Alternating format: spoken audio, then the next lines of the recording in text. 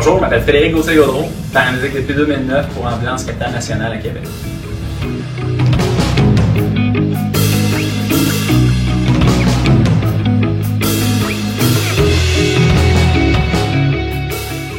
On commence par l'accident de la route à Québec l'année passée. Un accident bien ordinaire où il n'y avait presque pas de dommages, mais une maman qui était au volant avec mal dans le cou. Puis une petite fille en arrière, là, après 4-5 ans, qui pleurait beaucoup. Puis elle n'avait pas de blessure, elle était bien correcte. Fait qu'on a fait le transport, on appelle, qu'on a fait nos procédures ordinaires. Une fois à l'hôpital, on a donné un toutou à la petite fille pour qu'elle puisse être consolée, puis serrer un toutou dans ses bras parce que sa mère était immobilisée. Puis plus tard, une couple de semaines par la suite, on a reçu au bureau une lettre de remerciement de la mère qui disait qu'on avait surpassé les besoins de la mère en sécurisant la petite fille puis en la consolant. Ça a sécurisé la mère qui a pu penser à elle puis à se rétablir. Comme ça, mais c'est un petit geste, un petit travail ordinaire de tous les jours qui fait en sorte que les parents ont bien apprécié.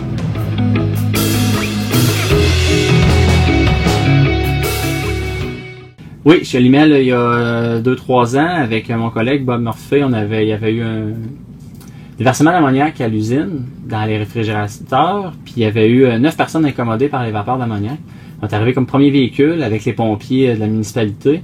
Ça avait passé aux nouvelles, ça a été une grosse intervention pour la gestion de scène. Les pompiers de Sainte-Marie et également de Vallée-Jonction sont toujours à l'intérieur de l'usine d'Olymel ici à Vallée-Jonction pour tenter d'aérer, puisqu'au moment où on se parle, il y a toujours donc des poches de gaz à l'intérieur de l'usine. Il avait fallu gérer 9 patients dans un contexte rural avec 3 ambulances seulement. On essaie d'avoir des ressources, puis on n'en avait pas. Fait qu'on il y a 2 véhicules qui ont fait des transports d'eau, avec un patient qui était plus pire puis un patient qui était très stable. Nous, on a transporté dans notre ambulance 4 personnes vers l'hôtel du Lévis qui étaient très stables, mais qui avaient juste besoin d'une consultation pour s'assurer qu'il n'y ait pas d'effet rebond à l'ammoniac. Puis il faut juste s'assurer que les pompiers les arrosent bien, puis qu'ils soient décontaminés, puis qu'ils rentrent, si possible, pas habillés dans l'ambulance. Ça a amené un défi quand on arrive à la fin de l'automne. On a enlevé juste les chiens de travail, les arrosés, on leur a mis des chiens de travail propres qu'il y avait à l'entreprise. Puis on a pu les avoir au moins habillés, mais pas avec le linge original dans l'ambulance. Puis c'est une intervention qu'on trouve pas souvent avec le triage, les mesures d'urgence, les communications avec l'agence, superviseur de la centrale qui s'est déplacé sur place, superviseur des pompiers. Il avait même appelé les pompiers de Québec et de Lévis pour avoir des renforts pour les matières dangereuses. Il faut se souvenir de l'école, ça fait un bout, mais il faut se souvenir de l'école, il faut discuter avec notre partenaire en route. Puis on avait pu lire dans le camion, on a un guide de mesures d'urgence, on a pu lire le guide en route pour s'assurer de faire les bons gestes une fois rendu là-bas. Puis en parlant et en se communiquant avec les pompiers et les paramédics, on a réussi à avoir une belle intervention somme toute.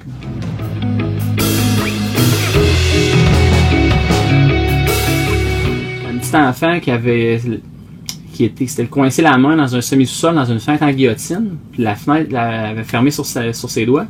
Le petit enfant pleurait à l'intérieur, puis c'était un passant dans sa vanne à l'extérieur qui l'a entendu.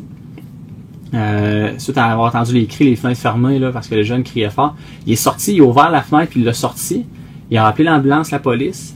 Nous, on est arrivés en même temps que la police. On a pris en charge le petit enfant qui avait les doigts écrasés. Puis la police est allée en dedans pour retrouver le père avec un ami complètement intoxiqué par la drogue puis l'alcool. Il dormait encore. Il n'avait pas entendu l'enfant se réveiller. L'enfant était sale, il n'avait pas pris de bain depuis quelques jours, je pense. Fait qu'il a fallu le nettoyer un peu dans l'ambulance. On a appelé la mère. On a fait appeler la mère par la police. Une vie assez spéciale, là, chicane de couple, séparation, puis garde partagée.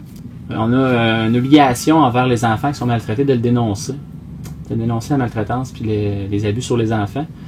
À ce moment-là, c'est sûr qu'il faut appeler la police pour qu'il y ait des suivis qui soient faits. Ça chargé d'émotion. La policière avait même une larme aux yeux. Nous, on a trouvé ça chargé, intense comme appel, malgré que encore là, les soins sont de base, hein, mais c'est vraiment tous les soins de confort qu'on apporte aux patients, l'enrobage qu'on met sur nos soins ordinaires là, qui font une différence, puis que l'enfant, finalement, il est sorti avec sa mère, puis il était bien.